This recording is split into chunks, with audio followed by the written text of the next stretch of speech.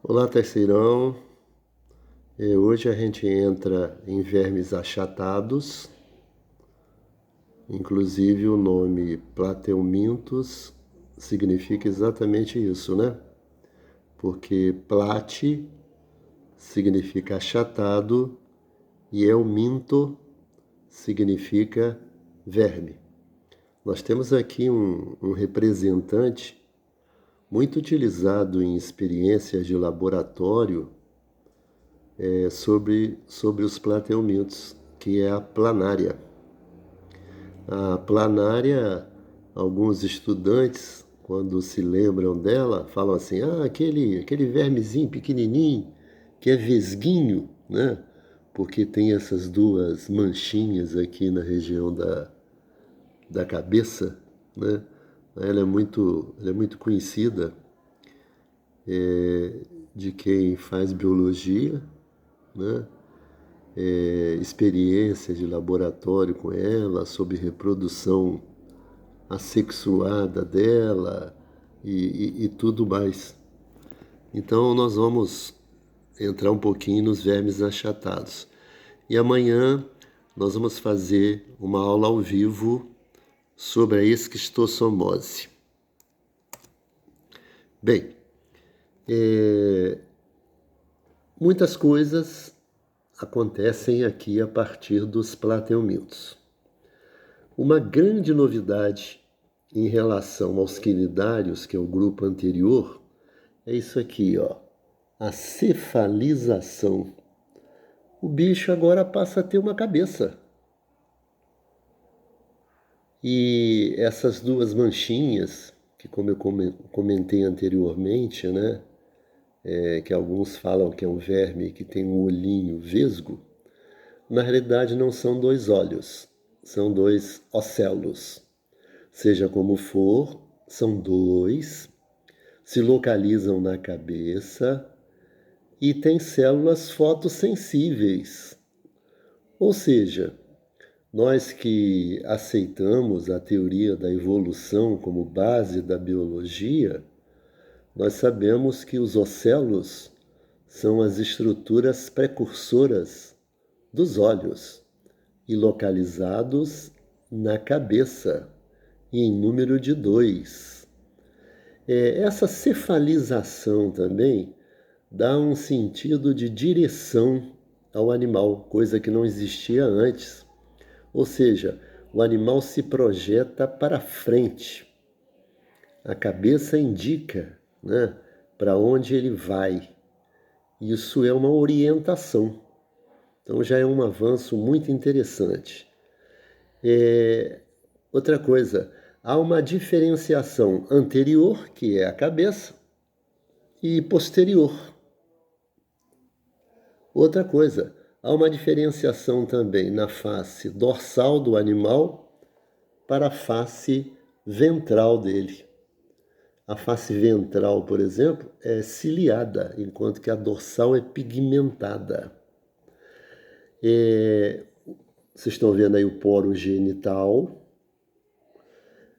A boca aparece, mas ainda não há o ânus. A gente sempre fala, né, que a natureza não dá passos largos. O grupo anterior, os quinidários, também apresentava essa característica, né? Ou seja, tem um tubo digestório, porém incompleto, ou seja, tem boca, mas não tem ânus. Mesmo assim, será que o tubo digestório do plateuminto é igual ao tubo digestório do quinidário? Ou será que alguns avanços aconteceram? A gente vai ver isso. Aqui um momento importante dentro da teoria da evolução.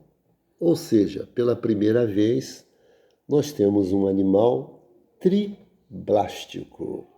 Para a gente entender o que é um animal triblástico, vamos aqui analisar a figura. Um animal triblástico é aquele que tem 3 folhetos embrionários coisa que nós já vimos na embriologia, né? Ou seja, a ectoderme, que é a camada mais externa, a mesoderme intermediária e a endoderme mais profunda.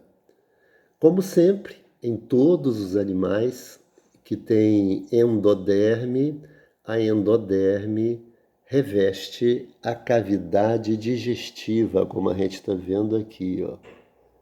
Então, as células da endoderme têm essa função. E isso a gente pode usar como referência no plateuminto, no nemateuminto, no anelídeo, no molusco, no artrópodo, no equinodermo, no cordado, no peixe, no anfíbio, no réptil, na ave, no mamífero. Ou seja, é uma prova que a teoria da evolução utiliza, né, dentro da árvore da vida. Aqui aparece também um termo muito interessante, ou seja, acelomado. Vocês devem se lembrar também de acelomado quando a gente estudou o assunto embriologia. O que é o celoma? O celoma é uma cavidade cercada pela mesoderme. Acontece que a mesoderme que aparece aqui, ela não tem cavidade. Olha só, ela preenche todo o espaço entre a ectoderme e a endoderme, sem deixar qualquer cavidade. A única cavidade que a gente vê aqui é a cavidade digestiva circundada pela endoderme. Outro detalhe interessante que a gente pode observar, a superfície ventral aqui do animal, ó, toda ciliada, tá vendo aqui, ó, cílios, enquanto que a superfície dorsal não tem os cílios. Então, a partir daqui, todos os animais se tornam triblásticos. Os únicos animais diblásticos são os quinidários. Bem, e agora chegou a vez do tubo digestório incompleto, coisa que não é novidade, né? Os quinidários também são assim.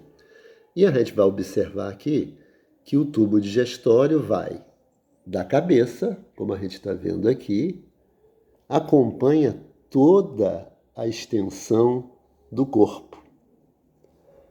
Com um pequeno detalhe, é um tubo digestório mais ramificado, enquanto que o tubo digestório do quinidário é um tubo digestório, vamos dizer assim, liso, sem essas ramificações.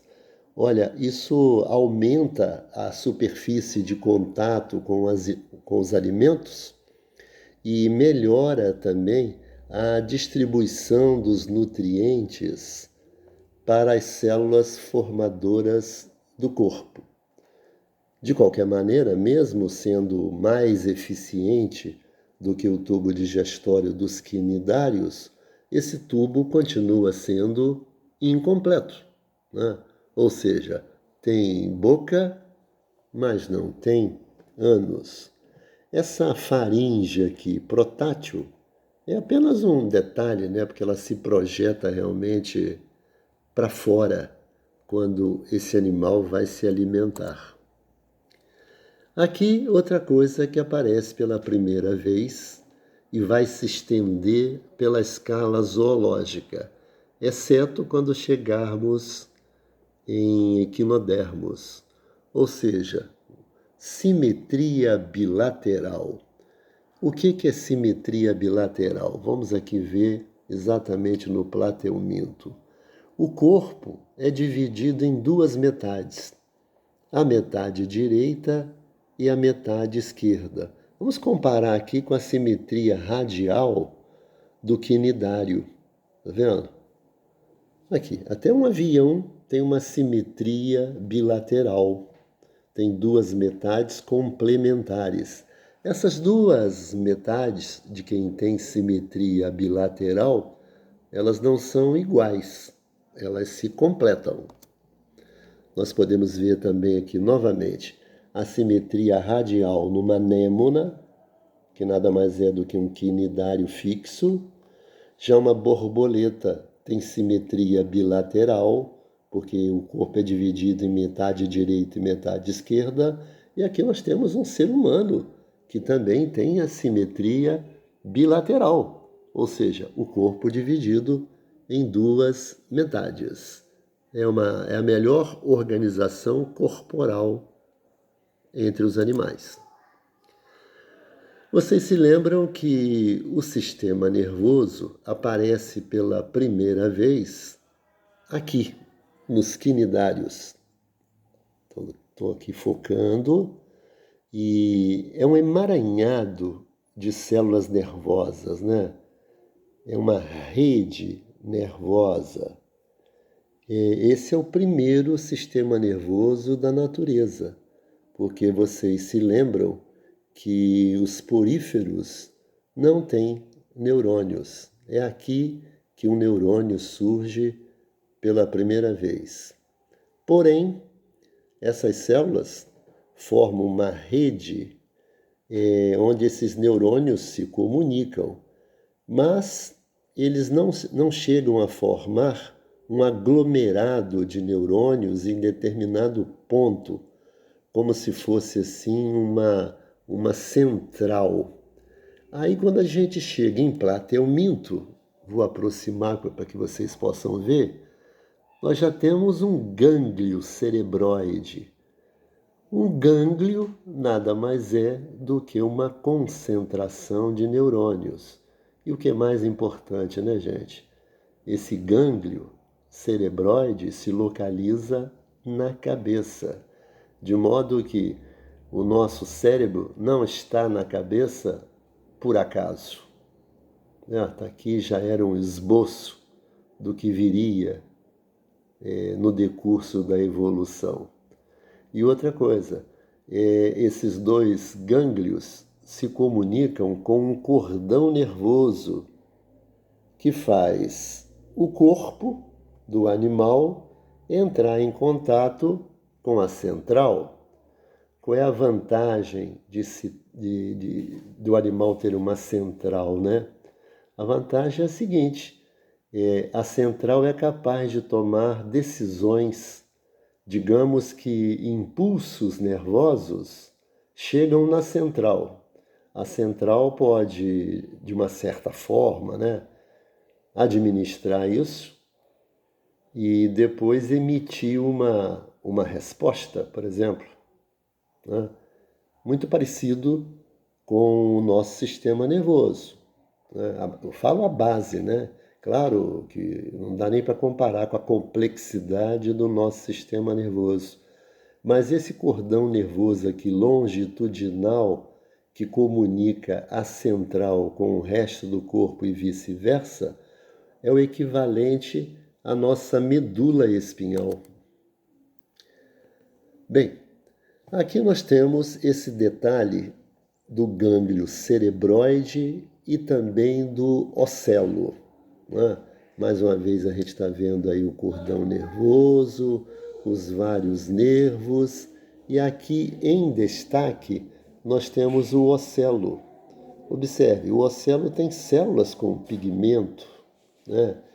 Tem parte fotossensível, ou seja, para captar a luz. Lá, e esses neurônios aqui que no conjunto formam um nervo se dirigem exatamente para o gânglio cerebral. Célula fotossensível, ou seja, uma estrutura tremendamente parecida com o olho. E nós estamos falando de um verme, né? Um verme plateuminto, muito primitivo. Seja como for, muito interessante essa estrutura chamada ocelo e que se localiza exatamente na cabeça. Bem, excreção. Até agora, a gente fala que a excreção vem acontecendo por um processo de difusão, como ocorre na esponja e também como ocorre no quinidário. A partir do plateuminto, nós já temos uma célula destinada a essa função. Está aqui, ó, solenócito ou célula flama. Observem que é uma célula que tem flagelo, esses flagelos fazem um movimento constante, né?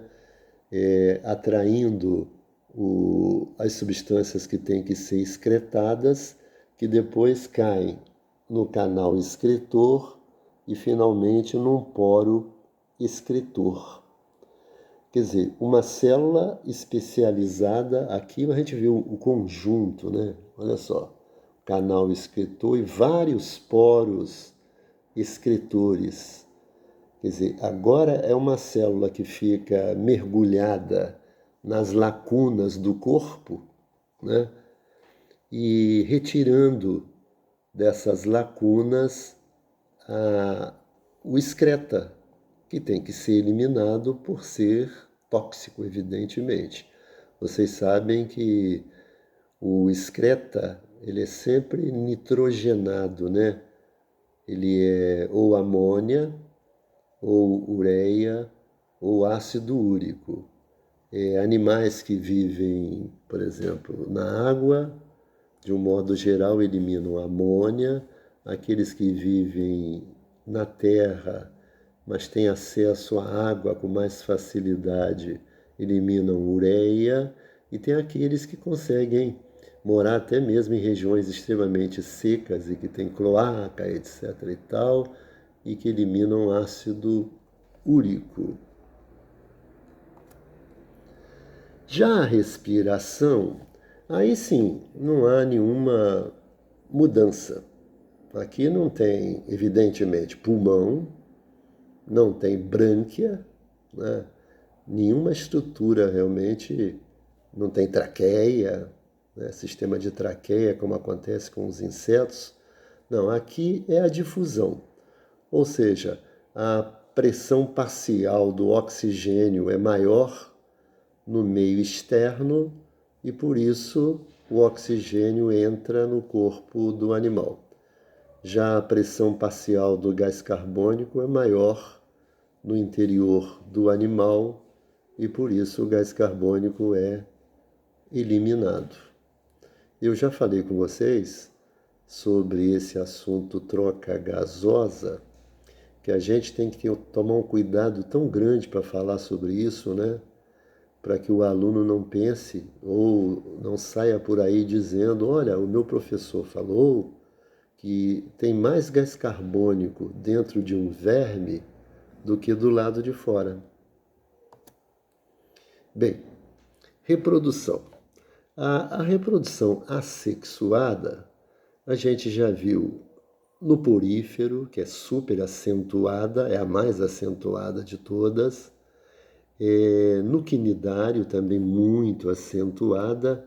E também aqui no plateuminto. Quem faz biologia, como eu fiz biologia, né? A gente ganha de presente do professor de zoologia uma planária e faz essas experiências que vocês estão vendo aí, ó. Faz vários cortes e o bicho realmente tem o poder de regenerar. Assim como ela pode alongar o corpo, estrangular o corpo, aí surgem duas planárias.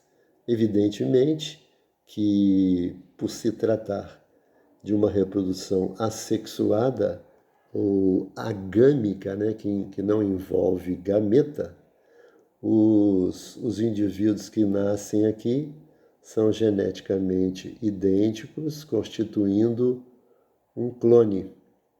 Então, esponja tem isso muito acentuado, quinidário também tem, e plateuminto também tem isso muito acentuado. Quanto mais primitivo é um animal, maior é a sua capacidade de regeneração. Coisa que merece ser estudada, né? Com certeza. Mas é claro, ocorre a reprodução sexuada. O que nós estamos vendo aqui? Estamos vendo duas planárias encostando o orifício genital, um orifício genital no outro orifício genital, e aqui uma troca de espermatozoide. Isso porque a planária é hermafrodita. Aliás, de um modo geral, os plateumintos são hermafroditas. Mas isso é outra característica curiosa, né? Quanto mais primitivo é um animal, né? De um modo geral, quem é primitivo é hermafrodita. Os sexos se separaram só nos nemateumintos, eu falo assim definitivamente, né? Embora em outros grupos, depois de nemateumintos, alguns voltam a ser hermafrodita. Por exemplo, a minhoca é um anelídeo, né? Na sequência, seria assim, porífero, quinidário, plateuminto, nemateuminto e anelídeo. Quer dizer, o nemateuminto separa o sexo. A minhoca que está na frente, digamos assim, né, na árvore da vida e também no tempo em que está presente na Terra, é hermafrodita, enquanto que uma lombriga não é. Tem os sexos separados, né? Muito bem. Agora nós estamos vendo aqui a estrutura, né? O bicho tem testículos, como vocês estão vendo, né? Tem ovários, etc. e tal. Então, realmente, é hermafrodita. E bota ovo. Ou seja, é ovíparo. E aqui está escrito uma coisa, né? Desenvolvimento direto. O que significa um desenvolvimento direto?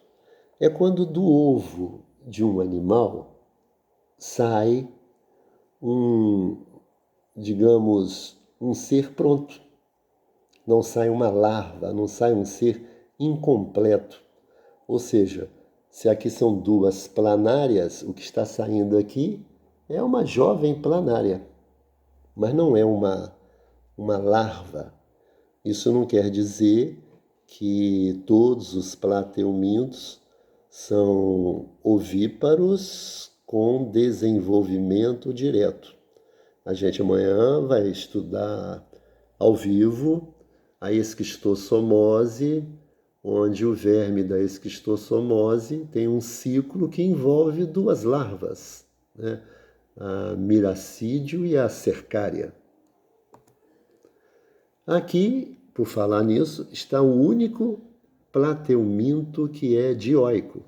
Esse termo dioico significa aquele que tem os sexos separados.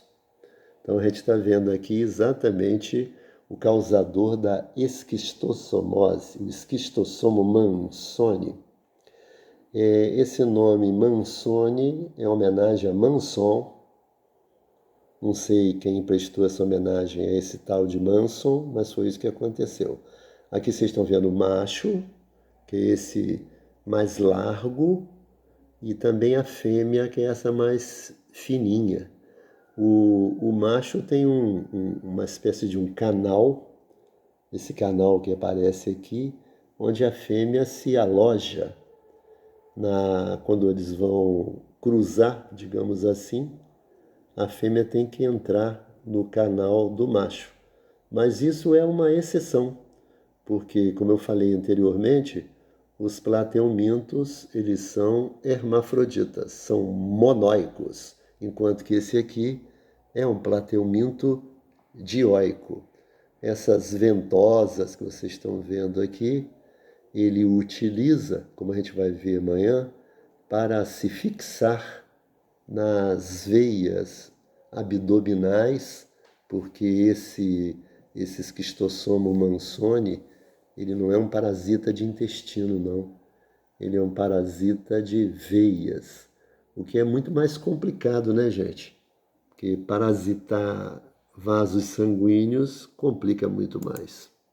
Bem, os principais Plateumintos parasita, né? O Schistosoma mansoni, causador da esquistossomose, a Taenia solium, né? Aquela que causa teníase, aquela que erroneamente é chamada de a solitária do porco, porque o verme solitária, ele só ataca o homem, ele só se instala no intestino do homem. Mas como você adquire isso comendo a carne do porco mal passada contendo uma larva, aí muita gente fala a solitária do porco. Mesma coisa esse nome que aparece aqui embaixo, né? A Taenia saginata, né? Aí fala, é a tênia do boi. Quer dizer, também não, porque o boi, ele não tem solitária. Quem tem solitária é o homem. Mas o homem adquire a solitária comendo a carne do boi mal passada, contendo a larva cisticerco. Então, esses são os parasitas, né? Plateumintos, que a gente vai passar a estudar a partir de amanhã, ao vivo.